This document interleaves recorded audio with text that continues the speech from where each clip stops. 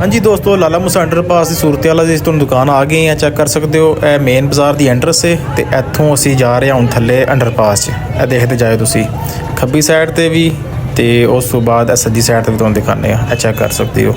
अगे अगे जाते जाओ तुहानूं असीं दिखाते जाते सामने भी चैक कर सकते हो। असीं किसी के बारे कोई कमेंट नहीं करांदे, तुसीं आप सारे समझदार हो, तुसीं देखते जाओ तो नोट करते जाओ।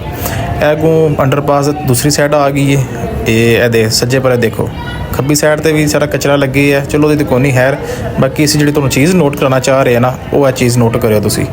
बाकी अगे तुसीं अपनी कमेंट आई तुसीं अपना इहदी राय जरूर देनी है कि की कम हो रहा है। बाकी उस तो बाद असीं तुहानूं लाइटां दसने आ। लाइटां जिहड़ियां पहले लगियां होईयां सी ना, उस दे मुतबादल है लाइटां ला दित्तियां गईयां ने। पहलियां ते चैक करो एक लाइट नहीं रही है, भी सारियां पटकतियां ने। उस तो बाद दोबारा मुतबादल लाइटां जिहड़ियां दूसरियां ने ना, वो दीवार दे नाल फिक्स करके ला दित्तियां ने। यह किसी हद तक काम बेहतर हो गया।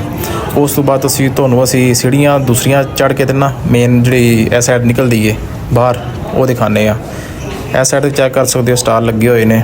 उस तो बाद तुहानूं असीं थोड़े अगे हो जाके दसने आ। सामने देख सकते हो एक और स्टार लगे हुआ हिमालय का। उस तो बाद तुहानूं असीं इहदे बाहरली साइड का व्यू जा दिखाने आ। इस साइड बाज़ार की दूसरी साइड तो असीं निकल आए हैं अंडरपास क्रॉस करके। दोबारा तुहानूं एक बार व्यू दिखाने बैक साइड तो ये चैक कर सकते हो।